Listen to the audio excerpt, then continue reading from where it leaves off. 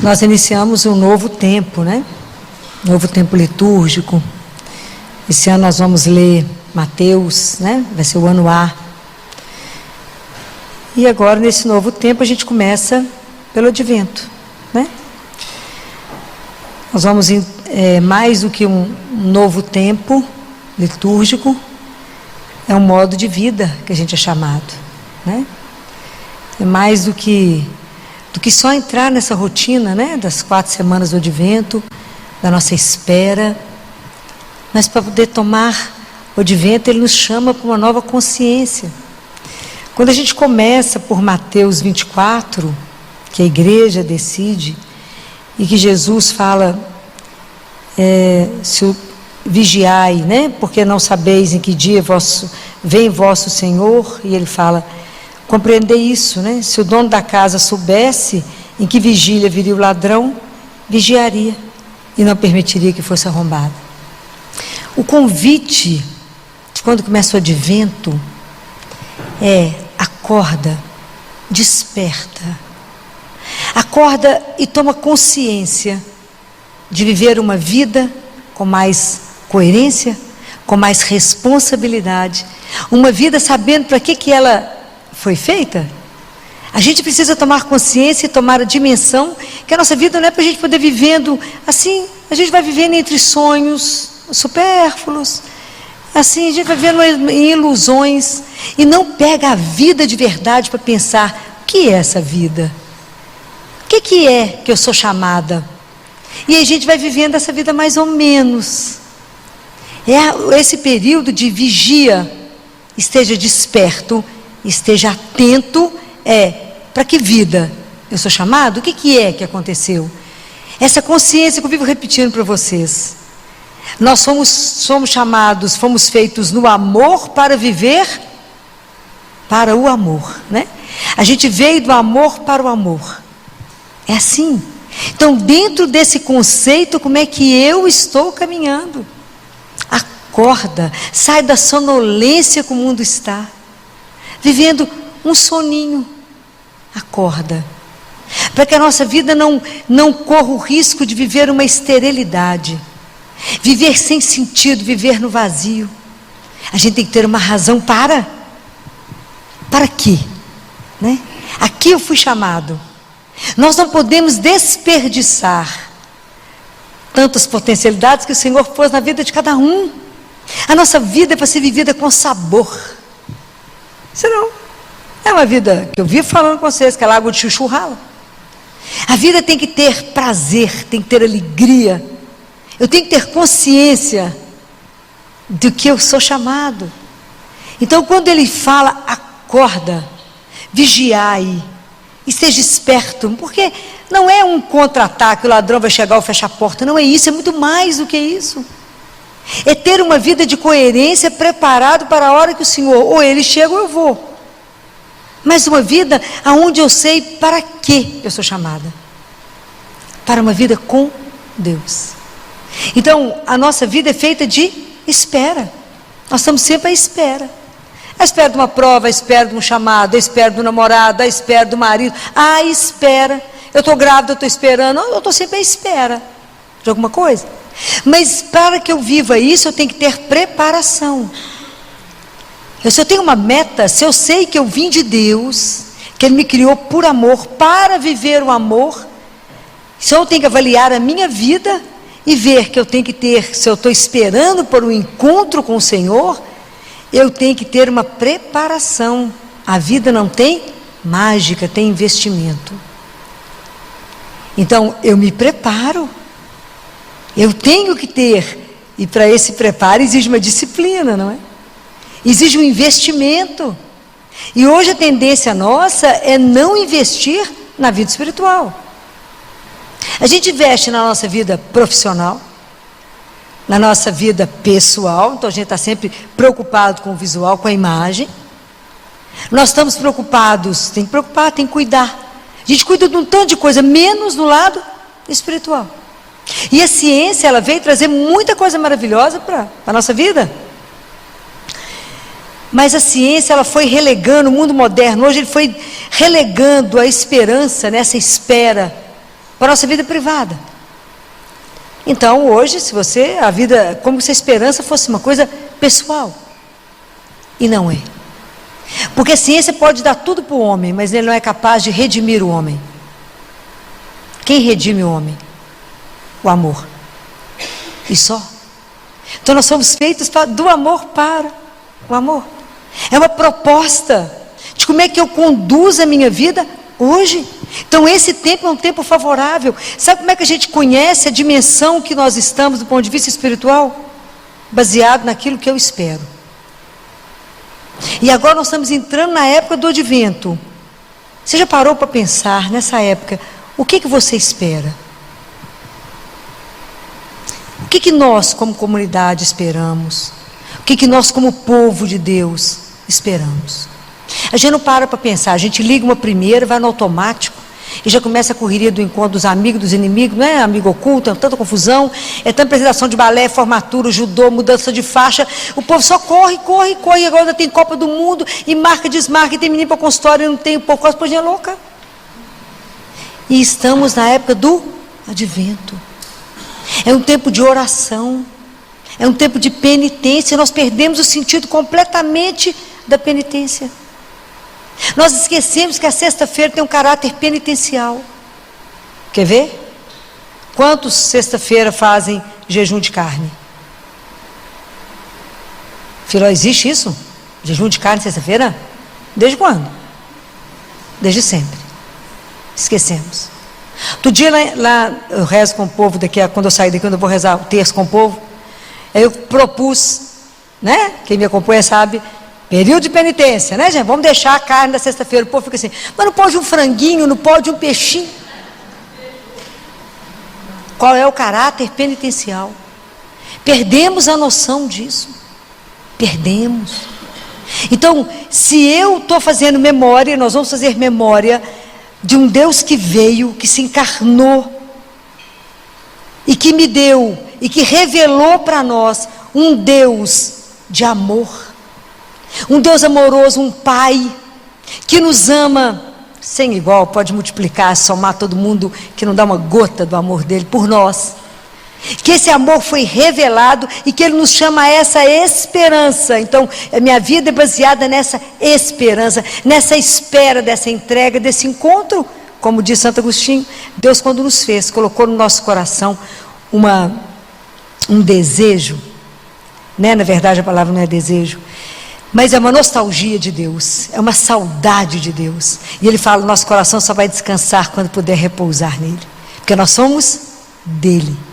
Fomos feitos por Ele, né? Então fomos feitos no amor para o amor, que é Ele. Nosso coração só vai acalmar o dia que encontrar com Ele. Essa consciência nos falta, que fomos chamados para essa esperança de estar um dia com Ele, dessa esperança de um encontro, que eu sou chamada para estar de pé. Porque quando o juiz entra numa sala, o que o réu faz? Fica de pé. Deus vai nos condenar, nos amaldiçoar? Não, somos filhos. O que eu estou tentando acordar todos nós é para que a gente possa entender que eu posso viver uma vida com sentido, ou eu posso viver uma vida absolutamente no nada. O que nós queremos dessa vida? De verdade, viver na esperança. Essa esperança que é a revelação de um Deus que é amor, de um Deus que me criou, e que se Ele me criou, se Ele existe, eu existo por causa do amor que Ele me fez. E se eu conseguir me manter por graça dEle e viver na perseverança, Ele vai me dar uma coisa que se chama firmeza e constância, para que eu possa caminhar, para que eu não viva flutuando, porque na vida é assim. Um dia, se a vida está boa demais, eu tenho tudo que eu quero, eu vivo na soberba e falo, tenho tudo, nem preciso de Deus. Quem precisa de Deus é pobre, que não tem nada. Mas eu estou abastado, tenho tudo. Ou se eu perco alguma coisa, eu vivo na desilusão e me arrasto. Nós, quando cremos, a gente vive numa constância. Por quê?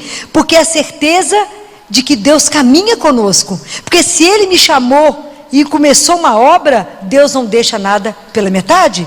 Ele vai acabar o que Ele começou, porque Deus é perfeito. Ele termina aquilo que Ele começou.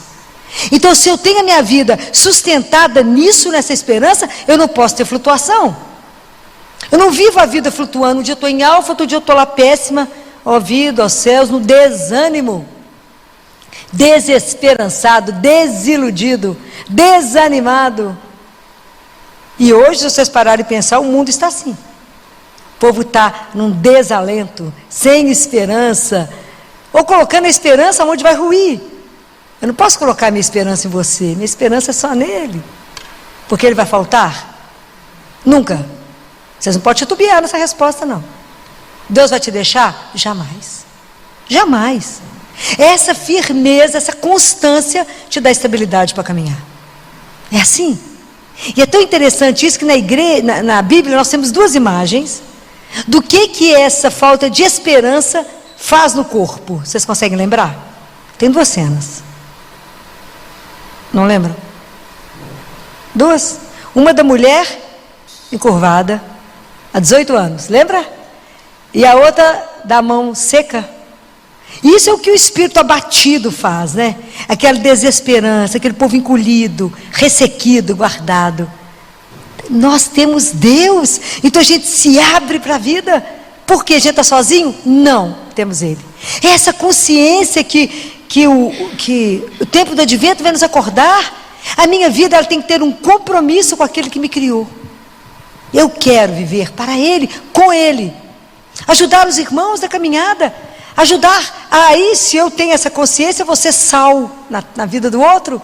Eu vou ser luz na vida do outro. Falo, Jesus, abre meus olhos, porque antes de além de abrir meus olhos, eu preciso da luz. Só abrir os olhos não me faz ver. Eu preciso da luz. Porque sem Ele eu enxergo o quê? Nada. É isso que a gente tem que tomar consciência, né? Que a gente é dependente dEle. Mas essa esperança é o motor que nos põe de pé. Porque é tão interessante isso, porque às vezes a gente está vivendo momentos da nossa vida de tamanho tumulto. Porque quando eu estou sem esperança, que eu estou desanimado, que vem aquelas tempestades na nossa vida, lembra outra cena da Bíblia. Lembra quando Jesus estava na barca com os discípulos, e no mar, o mar estava revolto, aquele tanto de tempestade, Jesus dormindo, como um santo, né? E os discípulos foram lá, acordaram ele e falaram assim, Senhor, não te importa? Não, nós vamos morrer, está sabendo não? Jesus deve ter olhado para eles, falou, homens de pouca fé, né? E o que Jesus falou? Lembra da cena? Ele levanta a mão e fala, cala-te. Isso é o papel da esperança na sua vida. Quando a nossa vida está tumultuada, cheia de problemas, e chega sempre mais alguém para ajudar, né? Fala, você está achando ruim, pode ficar pior, deixa eu te contar, vai acontecer tal coisa. Sempre tem a trombeta do Apocalipse solta. Tem aqueles, né? Que é a turma do pessimismo. Que te fala, você está achando ruim, não, vai piorar muito mais. É assim. Então é esse papel da esperança que levanta a mão, é o Senhor que fala, cala-te. Por quê? Porque Ele é Deus. Ele é o nosso Senhor, se a gente tiver assim permitido. E aí a Bíblia continua a história e fala que aí depois aconteceu o quê? Depois que Ele mandou calar. O que teve? Uma bonança. Uma grande bonança. Porque qual é o fruto da esperança dentro do seu coração? É a paz. É a alegria. É o confiar, né? Esperança tem um sinônimo, é fé. Então eu vivo porque eu vivo para amar e servir ao meu Deus. E Ele pode me ter dado 30 anos, 40, 50, 55 e meio, 60, 90, 101, como eu conheci uma avó. Lúcidas, bacana, 101. Fazendo a comidinha dela, animada. Eu não sei quanto tempo Ele chama. Como dizia Padre Léo, que todo mundo está aqui, tem uma senha. Ninguém sabe quem está na frente de quem. Ou se Ele que vai chegar antes. Mas como é que eu vou estar diante dEle? Como é que eu vou entregar a vida diante dEle? O que eu estou fazendo com a minha vida? Arrastando? Ou levando e vivendo a vida com a alegria de saber que eu caminho um dia de cada vez na presença daquele que é o meu Senhor, que me ama. Então eu vou poder celebrar o advento, a espera. E nós estamos esperando aquele que vem. Então quando eu penso nisso, eu penso, o que eu tenho que reorganizar na minha vida? Para este encontro. O que eu tenho que alinhar? Não é uma coisinha ou outra, não. Eu tenho que pegar minha vida de verdade, falar, toma jeito, e vamos viver uma vida com responsabilidade, com compromisso, sabendo para quem eu vivo. Para quem você vive, de verdade. É aquilo que eu falei, não é o ladrão que vai chegar, não, é uma vida ordenada para amar e servir a Deus, e só. Guarda uma coisa, o mundo pode pensar o que quiser de você, te aplaudir, te dar medalhas, diplomas, condecorações. Isso acrescenta o que Deus pensa a seu respeito? Nada. Só ilusão, viu? Nada. A gente só é o que Deus sabe que somos e mais nada. Então por isso que a glória do mundo é a vã glória. Não é? A vã glória. Isso não nos leva a lugar nenhum. Mas então eu preciso aproveitar esse momento que nós estamos reiniciando um ciclo na igreja. Está começando um novo tempo litúrgico. Nós estamos tendo mais um tempo, né? Porque nós estamos no tempo da misericórdia, né? A paciência que Deus tem conosco é algo que me encanta. Ele nos espera, né? Mais do que a gente espera por Ele, Deus nos espera. Mais do que a gente acha que deseja a Deus, Deus nos deseja, né? E hoje eu falava para um adolescente lá no consultório. Quando fizeram todas as queixas, eu falei, eu sei o seu diagnóstico, qual é? A sua doença é a doença da alma. A sua alma está desidratada, desnutrida. Porque para mim poder medir a sede, eu sei, eu te pergunto quanto de água você toma por dia. E avalio o seu xixi para ver se está tomando a quantidade de água certa. Mas para avaliar a nossa sede de Deus, não tem como medir. Às vezes a gente tem um incômodo dentro de nós, compra. A gente acha que é desejo de comprar, e chega em casa, aquilo já nem perdeu o valor, estava mais bonito na vitrine, com a luz, chegou e falou, mas só isso, nem olha, nem usa. Quantas vezes? Então a gente reduz o nosso desejo naquilo que o dinheiro paga, mas o desejo que eu estou falando é um desejo que não se compra, aquilo que sacia a nossa alma, e essa resposta é Deus. Então como é que se eu tenho sede de Deus, Deus tem muito mais sede de você, da sua vida? O que ele falou para a samaritana quando ele sentou lá na borda lá do poço? O que ele falou? Acho que vou começar a fazer umas aulas com você de Bíblia, né, gente? Porque vocês não estão sabendo nada da palavrinha de Deus, né? Ele falou, dá-me de beber. Dá-me de beber. Isso é maravilhoso. É Deus que tem sede da sua vida. É Deus que, eu falei com vocês, mais do que você espera por Ele, Ele espera por nós. Ele espera uma brecha para você falar assim, oi, ele falou, oi, já chega inteiro. Que ele já é assim, ele chega. Mas ele não obriga, mas ele convida. Então nós temos que parar e pensar aquela pergunta que eu fiz para você. Nós entramos no advento, o que você espera para esse advento? Nós temos que ter uma vida com sentido. Não podemos continuar na correria que está a vida. Independente de qualquer coisa que está acontecendo no mundo, eu tenho uma vida diante de Deus. Eu tenho uma vida, um Senhor a quem eu respondo. E porque eu tenho que estar de pé diante do Filho do Homem. Eu tenho que poder olhar para Ele e dizer de verdade, Jesus, eu não passei ao largo da minha vida, mas eu vivi a vida que o Senhor me deu, com intensidade, com alegria. Porque o que vai chamar o outro? Como é que você vai atrair as pessoas para Ele? Pela alegria, pela sua constância, pelo seu equilíbrio. Você não vai flutuar, porque a esperança é firme. Aonde que está a sua esperança? Em Deus. E essa esperança, você sabe que nem a morte te separa dele. Aí você vai entender que você foi chamado para uma bem-aventurança que é eterna. Isso é maravilhoso, gente. A gente não tem dimensão do que a gente foi chamado, não. A gente não tem dimensão do que Deus fez para nós. Não temos dimensão. Que convite que é esse de um Deus que nos cria? Quando eu penso que Ele nos pôs na mão, nos amassou, nos desejou, soprou e falou, és meu filho. Eu não tenho noção do que significa isso, não.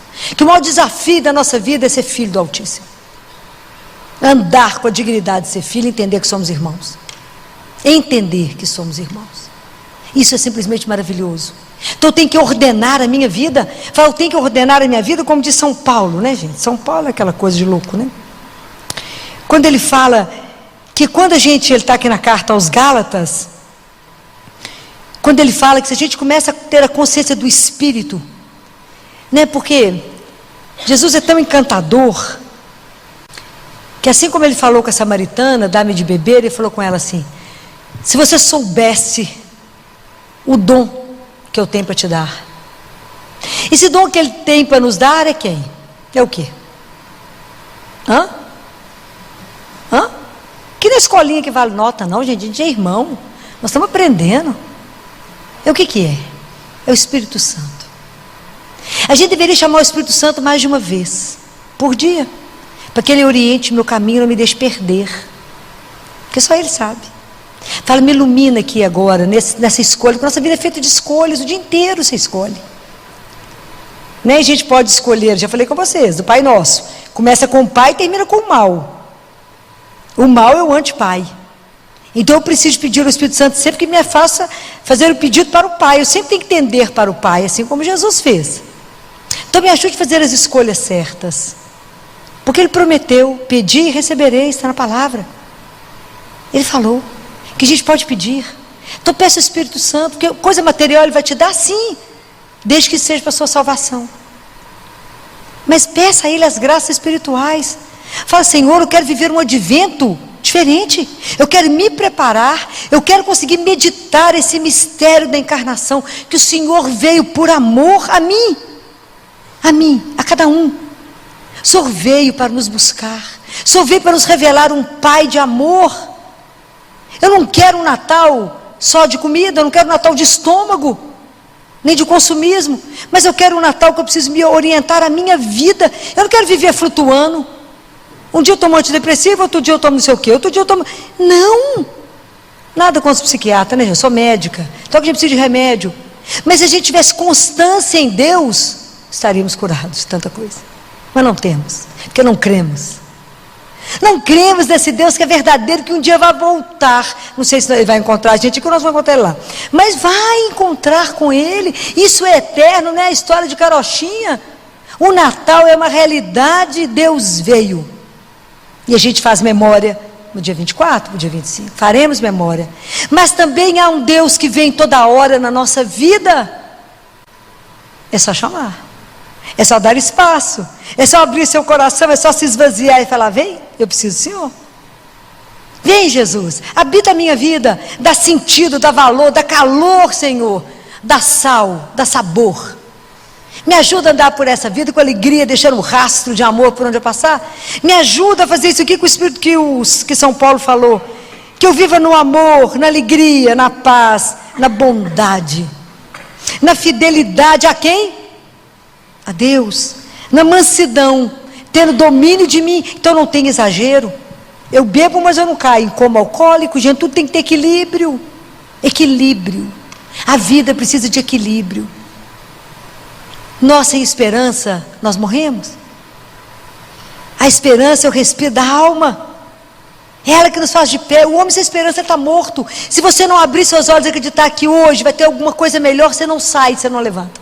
Se o doente não acreditar que aquele remédio vai colocar ele de pé, então ele morre. Nós precisamos de uma razão maior, senão não nos curamos.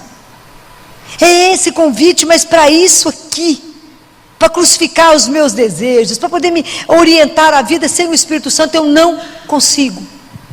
Eu preciso pedir a Ele que realmente me transforme, que o fogo que me queima, sem me consumir, me faça nova. Fala, Espírito Santo, vamos fazer um combinado? Me ajuda, me transforma para um novo Natal, para um novo ano. Vou começar o outro ano que não é o ano civil, é o ano litúrgico. Eu quero de verdade progredir na minha vida espiritual. Não quero ter essa vida mais ou menos. Eu quero de verdade ter uma fé firme. Eu quero de verdade acreditar em Deus. Mas a situação está difícil, está dificílima, mas não estou sozinha. A certeza que Deus caminha conosco. Mas você está sofrendo junto com Deus. Você está passando por isso, mas junto com Ele. Porque Ele falou que estaria conosco todos os dias. E Ele não pula. Nós é que damos as costas para Ele não. É nessa consciência que eu quero que a gente viva como cristão. O que você espera desse Natal, desse tempo do advento? Então fica atento, vigia. Você não sabe como que Ele vai te encontrar, aonde Ele vai te receber. Esteja atento no irmão, na palavra. Esteja atento naquilo que você leu, na palavra que o padre falou. Fica atento na Eucaristia, que você tem que encontrar com Deus vivo. Não faça nada como rotina. Reze o texto como se fosse o último. comungue como se fosse a última Eucaristia, faça a confissão como se ela fosse a última. Então nós temos que ordenar a nossa vida. O cristão tem que ordenar. Nós temos que ter uma vida que seja para Deus, com Deus e em Deus. É para Ele que a gente vive, e só. É fácil? Claro que não. Pois eu tenho que me esvaziar, eu tenho que tirar meu ego e sair do eu para o nós, falar, vamos junto, amigo. Vamos caminhar. Mas é uma tarefa lindíssima. É uma proposta maravilhosa. Porque quando nós temos consciência dessa esperança que nos sustenta, por mais que seja difícil o que você está passando, nada te derruba. Por quê? Porque é Deus. Como é que nós damos conta de tanto problema? Por causa dele? Porque Ele não nos abandona? Ele que dá força? É assim. Mas nós temos que ser cristão de verdade. Nós não podemos ser aquela coisa que flutua igual flor de bananeira. Agora a onda é essa, então eu vou nessa. Agora a onda é aquela. Não. Deus já revelou. Tudo que Deus já tinha que falar, já falou através de Jesus. Ele já revelou o rosto dele de amor, de misericórdia. Jesus já contou para nós que a gente tem um Pai, que isso é real. Agora depende de nós como a gente quer viver esse advento. Então esse é um convite. Então advento, mais do que um tempo, é uma proposta de uma maneira de viver, despertos, atentos, vigilantes. Que pode ser hoje? Pode. Eu posso não encerrar a noite? Posso. Mas eu posso despertar amanhã. Então que a gente desperte com alegria, porque foi te dado mais um dia de oportunidade. Eu já falei com você, se os santos pudessem ter inveja de nós, eles teriam inveja do tempo que temos para amar e servir a Deus. Então fica atento como é que Ele chega em você a cada minuto do seu dia. Como é que Ele fala, como é que Ele vem? Nas oportunidades.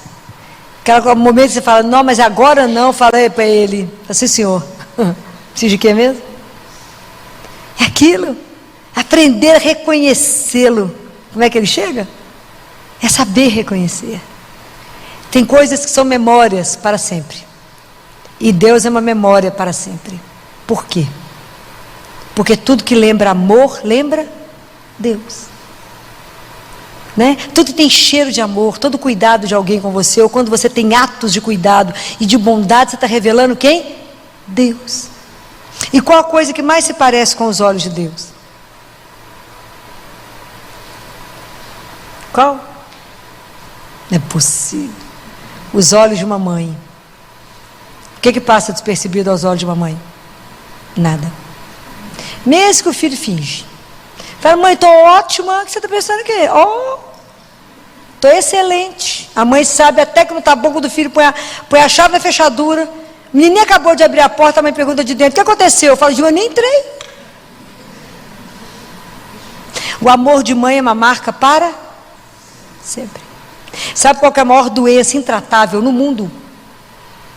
Que os psiquiatras não dão conta? A ausência de amor de mãe. Isso é uma ferida intratável.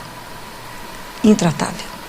E é tão interessante que hoje eu sempre tenho minha turma da rua, né? Meus encontros com meus irmãos de rua, né? É uma farra, né? Porque Jesus não repete. E aí hoje entre a turma que eu encontrei, tinha uma nova. E ela estava realmente fora do quadro mental, né? Mas eu, na vida dela, realmente eu estaria muito pior do que ela. Achei até que ela estava boazinha. Porque eu falei com Jesus, eu ia ficar pior do que ela. Muito pior. E deixei ela falar o que ela queria. E aí falei com ela, o que você deseja comer agora? E ela fala, não, agora, o que eu posso te dar agora? Que a gente só tem agora, não é? Para amar e servir a Deus eu só tenho agora. E aí ela pediu, e é tão interessante que ela pediu, eu quero um leite com Nescau, quente, e coxinha. Combina nada com nada, né? Mas no gosto a gente não discute. Pediu, é isso. E é tão interessante que ela viu outro e falou comigo assim, não precisa me dar não, que eu vou ali para a casa popular, dá para ele. Falei, uma coisa é uma coisa, outra coisa é outra coisa. Você é coxinha, outra é outra coisa. Vamos resolver o caso do outro, um de cada vez. Vamos resolver. E esse ficou me esperando. Quando eu entreguei, E lá na padaria eles fazem as coisas com muito cuidado. O chocolate quentinho para ela. Ela cheirou, mesmo estando tampado. E ela falou assim: há quanto tempo eu não sentia o cheiro de mãe? Mesmo nos delírios. Por quê? Porque amor de mãe é algo que marca, porque marca como cuidado, como ternura. Eu fiquei pensando, quantas vezes essa mãe deve ter feito um chocolate quente. Pegou um leite com Nescau e deu para ela, mesmo com toda a pobreza. Fez para ela. E ela saiu cheirando e falando: há quanto tempo eu não sinto o cheiro de mãe? E assim na vida a gente precisa sentir o cheiro de Deus, do cuidado dele, do zelo, de tantas vezes que ele vem no nosso dia e você fala: agora foi o Senhor, né? Isso foi cuidado seu, isso é delicadeza sua, isso é amor seu por mim. Aquilo que eu venho treinando vocês, que vocês precisam aprender a fazer a experiência de ser amados. Não é ser amado por mim, não. É por Deus, esse amor incondicional, esse amor que te abraça, que te acolhe, te põe no colo. E quando a gente peca, ele agarra mais no nosso pescoço, sempre para não nos perder. Esse amor enlouquecido por cada um de nós, que nos convida a reorientar a nossa vida para ele. E que porque o nosso DNA é da bondade, porque nós fomos feitos por ele.